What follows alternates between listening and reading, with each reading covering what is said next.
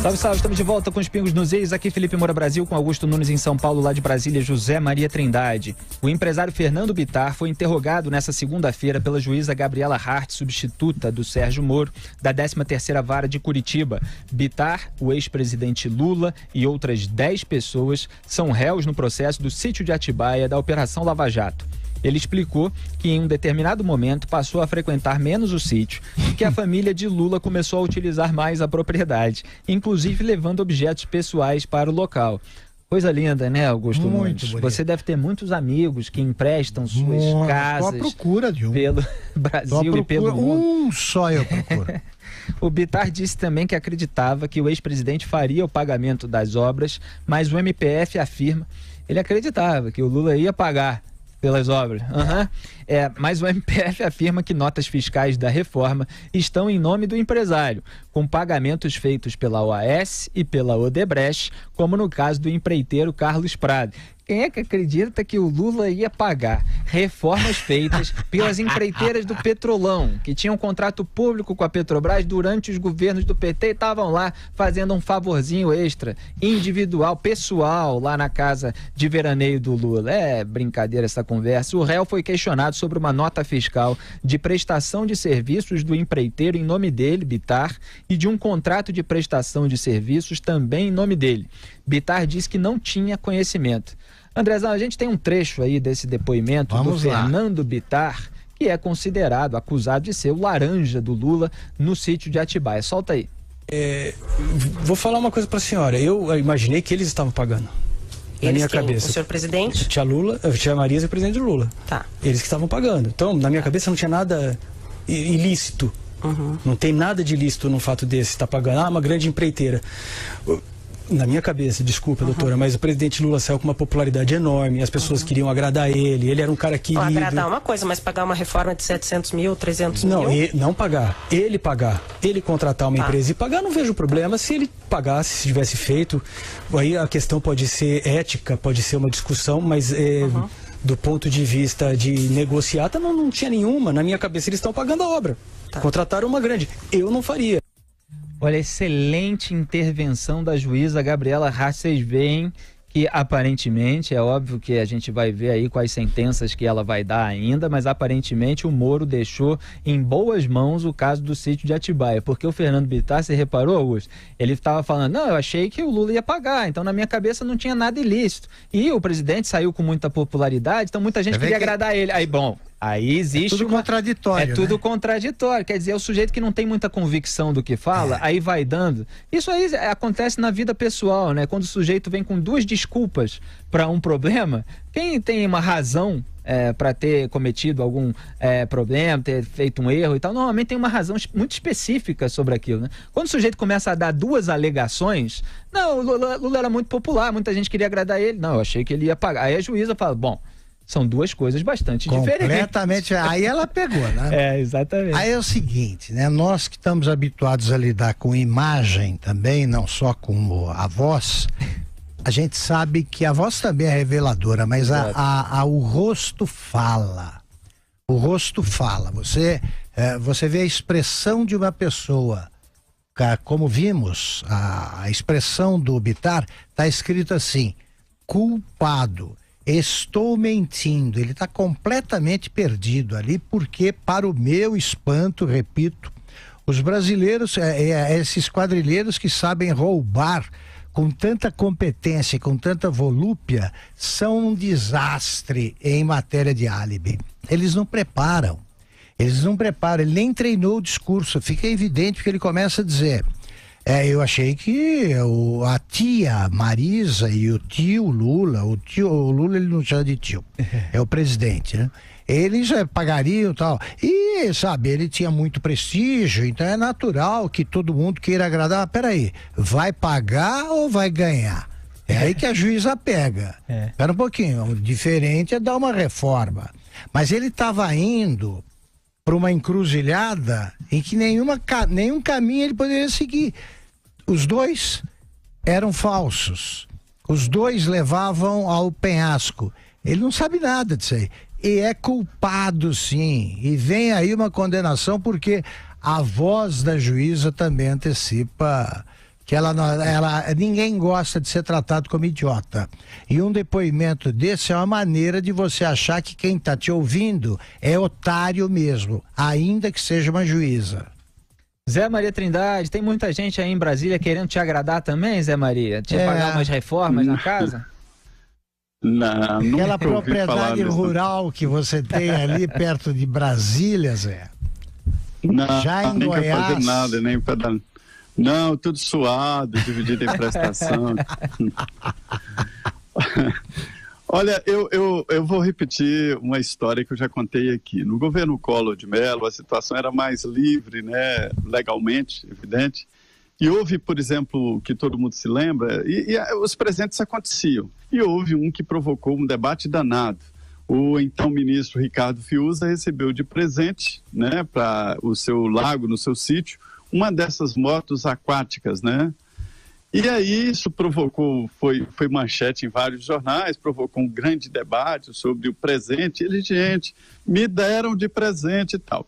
E isso provocou uma regulamentação sobre o presente a um servidor público. E hoje, já há muito tempo, né, hoje, isso antes do governo Lula, já havia a determinação legal de que um funcionário público, qualquer que seja ele, de presidente da República ao porteiro de repartição pública, não pode receber um presente superior a R$200. Então, isso houve uma mudança de hábitos aqui em Brasília, aquelas cestas maravilhosas de Natal que as pessoas mandavam. Veja bem, uma cesta de Natal, mas é que tinham cesta com vinhos carésimos, champanhes carésimas, enlatados importados caros e tal, e isso está proibido. As cestas se resumem ali a panetone, uma coisa mais simples e mais barata, que não atinja os R$200. Lula sabia disso, então não há dúvida de que era um crime admitido. R$200 é o presente que um servidor público pode receber, né? Agora, eu acho que o Fernando está ali na malandragem, ele está querendo duas coisas. A primeira é ficar livre e depois é ficar com aquele sítio para ele. Ele está assustado. Né? Agora, Zé, você tem... A primeira ele está querendo ficar com o sítio para ele. Com o sítio para ele. Você tá dizendo. Agora, Zé, você tem sobrinhos? Você tem sobrinho? Tenho. Você tem algum sobrinho tão amoroso assim, Zé? Que coisa bonita. Ele deixou a tia Marisa fazer o que quisesse. E deixou o tio Lula também ficar à vontade lá. Ele disse que até parou de frequentar. E o mais divertido, só rindo desses idiotas aí que vão todos acabar na cadeia, ele não voltou a frequentar o sítio nem depois que o tio Lula, por motivos óbvios, parou de aparecer por lá. Ele não vai ao sítio. Mas é dele. Tá tudo abandonado. Tá bom. Pois é. Mas ele tá ali numa luta boa. Tá, viu? Eu quero ficar com esse sítio pra mim. Já pensou? Eu esperei que eles pagassem. O sítio é meu, vou ficar com o sítio. Mas, na verdade, ele será condenado por lavagem de dinheiro. Né? Corrupção, talvez não, né? Porque ele não participou diretamente, mas por lavagem, sim, por ter deixado o sítio no nome dele. É isso aí. Pois é, então quando a gente fala em agrado ao ex-presidente da República por parte de uma empreiteira que tinha contratos públicos com o governo dele, do partido dele, se está se falando em propina, né? É por isso que a juíza... A não ser que seja até R$200, né? Até R$200, uma caneta, né? É roubalheira mesmo, é ladruagem, não tem outro nome não. Aqui a gente fala o nome, né? Exatamente. E o último a depor na segunda-feira foi o advogado e amigo de Lula, Roberto Teixeira. O delator Alexandrino Alencar, ex-executivo da Odebrecht, aquele que era companheiro de viagens do Lula, afirmou que Teixeira ajudou a elaborar um contrato fictício para esconder o real beneficiário da reforma. No depoimento, o amigo de Lula disse que é testemunha do caráter e da lisura do ex-presidente, ia dizer o quê, né? E que se lembra de somente uma reunião com o delator. Vamos assistir a um trecho do depoimento do Roberto Teixeira, Andrezão. Eu sou testemunha, quer dizer, eu sou testemunha do caráter e da lisura com que o presidente Lula sempre agiu na vida inteira. Eu tenho exemplos e exemplos na vida inteira. A única coisa que eu sei era que era a propriedade do Fernando. O tempo do Fernando. Aliás, se é uma pessoa que tem certeza de que a propriedade era do Fernando, fui eu. O tempo todo, porque fui eu quem o assessorei na aquisição. Então eu tenho a mais absoluta e estou seguro de que a propriedade era do Fernando. Né? Tá bom. A segurança ele não passa nenhuma, né? Ele tá ali nervoso no depoimento. Tá nervoso é o seguinte, se você tem uma testemunha de defesa como o Roberto Teixeira, você não precisa de acusadores. Olha o que ele diz, um especialista em maracutaia dizendo: olha, a maior prova de que o sítio é do Lula é que eu cuidei dos papéis. Isso é uma confissão.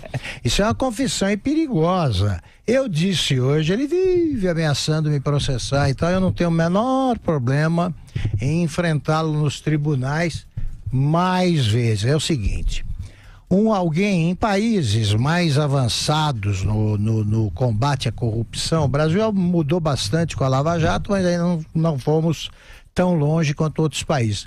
Um advogado desses só entraria, um Roberto Teixeira, só entraria num tribunal como réu e dali sairia condenado, porque esse tem uma capivara, tem um prontuário que olha dá inveja a muito chefão do PCC. Tá aí, servindo como testemunha de defesa e dizendo uma coisa dessa. Um homem como Lula, eu sou testemunha, quem é ele para abonar, como dizem os advogados, abonar o comportamento de alguém? Quem é ele para afiançar que alguém é honesto? Ele não é. Ele não é. Ele tem de mostrar que ele se comporta direito.